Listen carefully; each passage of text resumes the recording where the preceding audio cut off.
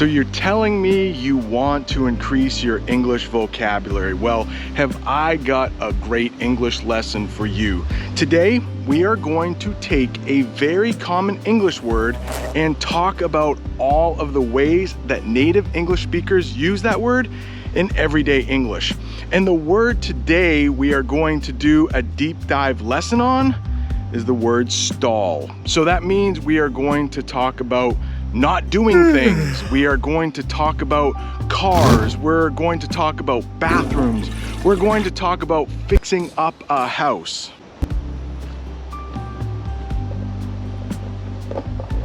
Yeah, 6 different ways we use the word stall, plus a bonus word. And hopefully I don't get eaten up by the bugs in this woods.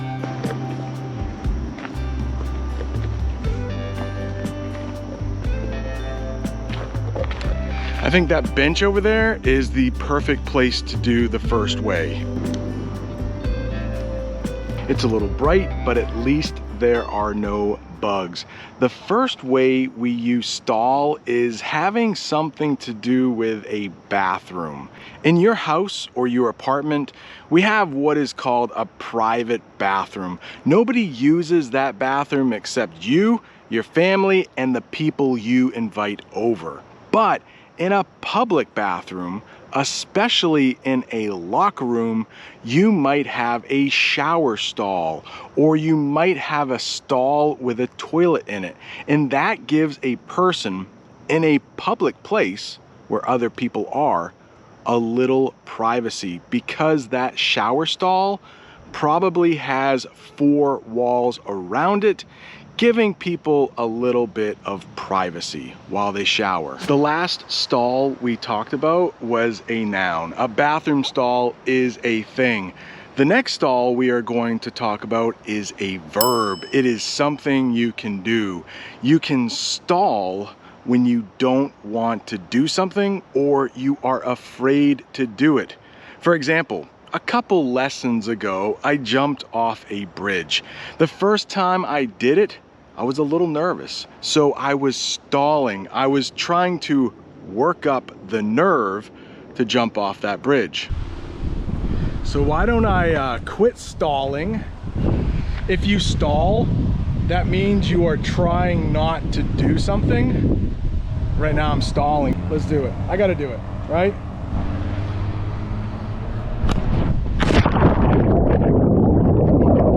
The weekends, I love them. But Saturdays are usually the day that my family picks up around the house. We gather all the things that we made a mess of through the week and we pick up on Saturday. But it's not like I actually want to pick up my house. So a lot of times I will lay in bed stalling, waiting to get up, trying to work up the nerve to actually do something I don't really want to do. But I do really love it when we have a clean house. Stalling, waiting to do something when you don't really want to do it, or maybe you're scared to do it. This next stall is also a verb, but it has something to do with a car. Let's say a car is running or the engine is running, but then it stops really briefly and then starts again. We say that the engine is stalling. It's probably not a good thing, but at least it does start running again. Here's an example sentence for you. My car stalled going up the steep hill. Can you believe it? There is actually another way we use stall with cars, but it's a little bit different. You might hear the traffic stalled. Do you know what traffic is? That means lots and lots of cars. Well, usually those cars will just go right down the highway. But if there is a traffic jam, cars have stopped. Another way to say that is you can say that the traffic has stalled, and unfortunately, you might be late for work if traffic has stalled. If you are learning any English at all from this lesson, you mind hitting that like button wherever it is? For this next one, we got to talk about one of my favorite things ever. Can you guess what it is? It's food. It's food. And sometimes we will use stall when talking about food. One of my favorite places to eat is a place in Boston called Faneuil Hall. And Faneuil Hall is basically a very narrow hall. It's kind of in the name, but inside that hall, there is tons and tons of places to eat.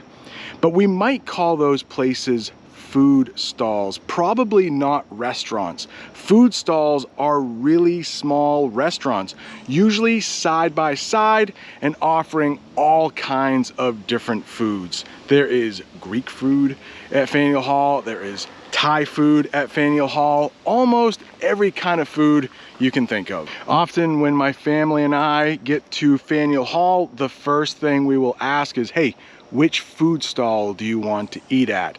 And the beautiful thing about food stalls is that you don't have to decide on just one place. Maybe I feel like eating Mexican that day, and my wife, she may feel like a hamburger.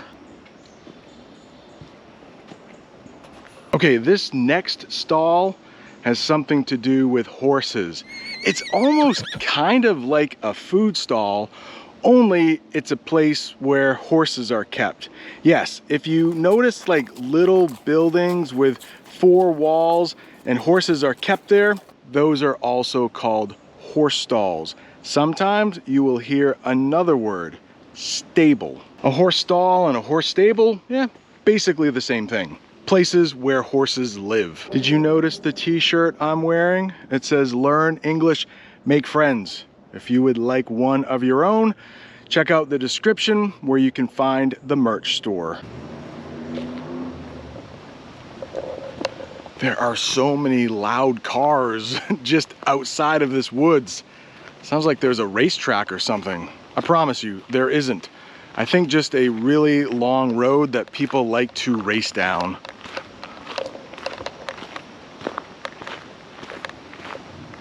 There's a word that's almost like stall, but it's actually kind of different, and that is install.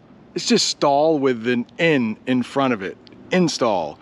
And you can install information into a computer. Maybe you need to install a game. Maybe you need to install new software. You might also install a toilet into your house or install a shower. It just means to put a new one in. You wouldn't install furniture.